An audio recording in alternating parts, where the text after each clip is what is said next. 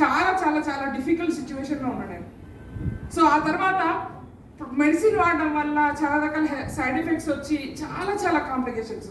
నిజంగా చెప్తున్నాను, to be frank, ఇండస్ట్రీలో కనుక నేను ఈ బిజినెస్లో కనుక లేకపోతే, ఈ ప్రొడక్ట్ని విజిట్ చేసి కన్జ్యూమ్ చేసి ఉండకపోతే ఈరోజు నా పిల్లల్ని చూసుకోవడానికి నేను ఉండేదాన్నో లేదు. అట్లాంటి సిచ్యువేషన్ నుంచి నేను ఓవర్కమ్ వచ్చానంటే బికాస్ ఆఫ్ ద ప్రొడక్ట్స్. అట్లాంటి ప్రొడక్ట్స్ ఆర్గనైజేషన్లో ఉన్నాయి. సో అట్లాంటి ప్రొడక్ట్స్ మీ చేతిలో ఉన్నాయి. పీపుల్కి చాలా మందికి సాల్వ్ చేయలేనటువంటి ఛాలెంజెస్ ఉన్నాయి. సో మన దగ్గర మంచి సొల్యూషన్ ఉంది.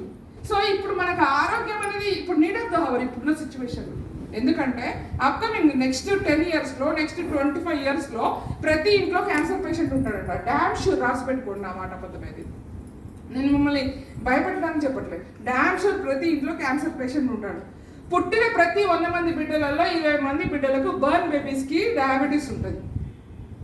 సో ప్రతి ఒక్కరికి బీపీస్ ఉంటాయి. ఇక థైరాయిడ్ ఇట్లాంటి విషయాల గురించి మనం మాట్లాడుకోవాల్సిన అవసరం లేదు. సో హార్ట్ ప్రాబ్లమ్స్ గురించి చెప్పాల్సిన అవసరం లేదు. ఇప్పుడే మనం చూస్తున్నాం 20 years, 23 years, 11 years, 14 years బాబు పడిపోయి కూడా స్కూల్లో చనిపోయిన సందర్భాలు ఆల్రెడీ మనం చూస్తాం. సో ఇట్లాంటి సిచ్యువేషన్లో మీరు డాక్టర్ దగ్గరికి వెళ్ళినా కూడా మీ ఆరోగ్యం మీదే బాధ్యత అంటాడు. నా బాధ్యత అంటాడా అన్నాడా? కావాలంటే మీరు ఏ డాక్టర్ దగ్గర పోయి 10 లక్షలు బిల్లు కట్టారు, నా ఆరోగ్యం నీ బాధ్యత చెప్పండి అంటే, నీ ఆరోగ్యం నా బాధ్యత కాదు, నేను మెడికేషన్ ఇస్తాను, నేనే బాధ్యత. సార్ ఈ మధ్య మాకు తెలిసిన క్లోజ్ రిలేషన్లో ఒక అతనికి హార్ట్ ప్రాబ్లం వచ్చిందని చెప్పి డాక్టర్ని కన్సల్ట్ అయ్యాడు. సో డాక్టర్ని కన్సల్ట్ అయ్యి స్టంట్స్ వేసిండు, దానికి సంబంధించిన మెడికేషన్ ఇచ్చారు. హార్ట్ ఓకే, ఫైన్, పర్ఫెక్ట్గా వర్క్ చేస్తుంది.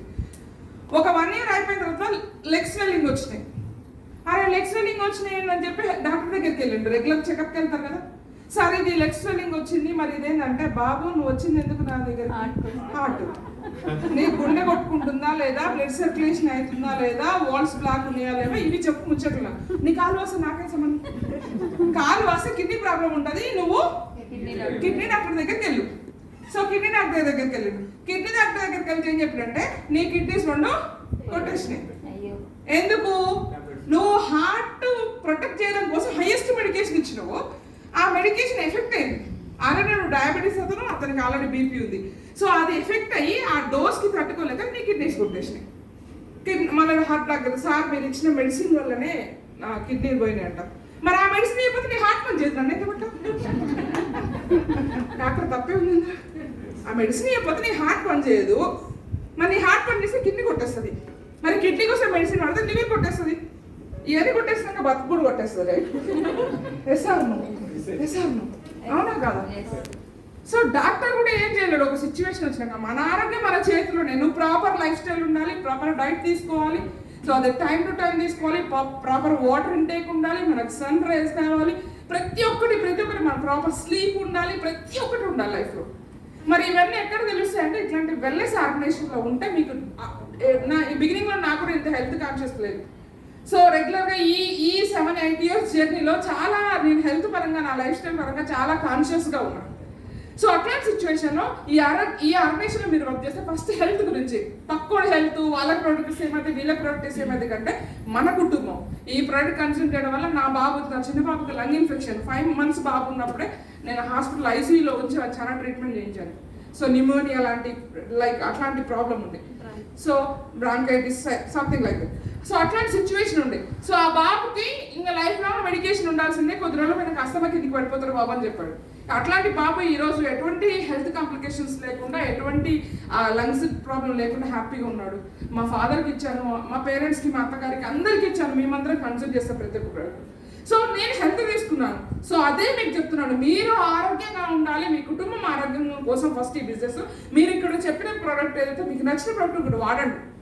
ఎందుకంటే డబ్బులు మనం బయట చాలా ఖర్చు పెడతాం, అవునా?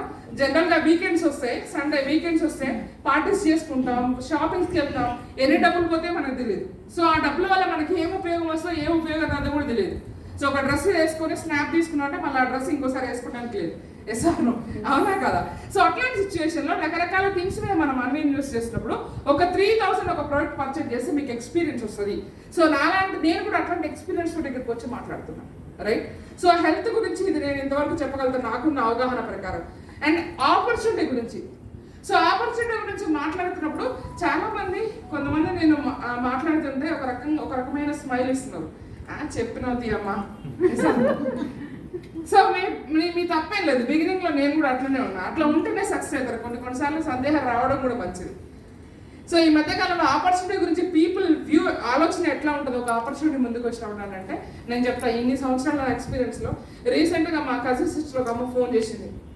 అర్చన ఆన్లైన్లో యోగా స్టార్ట్ చేసేది చాలా బాగుంది, ఎప్పటి నుంచో యోగా చేద్దాం మనం అనుకుంటున్నాం కదా, సో యోగా స్టార్ట్ చేసారు, చాలా బాగుందంట. మా ఫ్రెండ్స్ అందరూ 2-3 స్టార్ట్ చేసిరంట.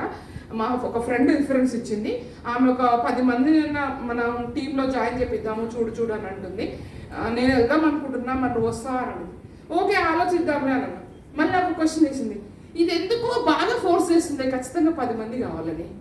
నా డౌట్ ఎందుకో ఈ 10 మందిని జాయిన్ చేపిస్తే దానికి క్లాస్ ఫ్రీ ఉన్నట్టుంది. 10 మందిని జాయిన్ చేపిస్తే దానికి క్లాస్ ఫ్రీ ఉన్నట్టుంది. మనం 10 మంది జాయిన్ అయితే అది దానికి క్లాస్ ఫ్రీ వస్తుంది. అందుకనే దాని ఇంటెన్షన్, అందుకనే మనకు చెప్తుంది. తర్వాత ఫోన్ చేసి ఎట్టి పరిస్థితుల్లో మనం జాయిన్ అవ్వద్దే, దాని బెనిఫిట్ కోసం మనలో ఉంటుంది.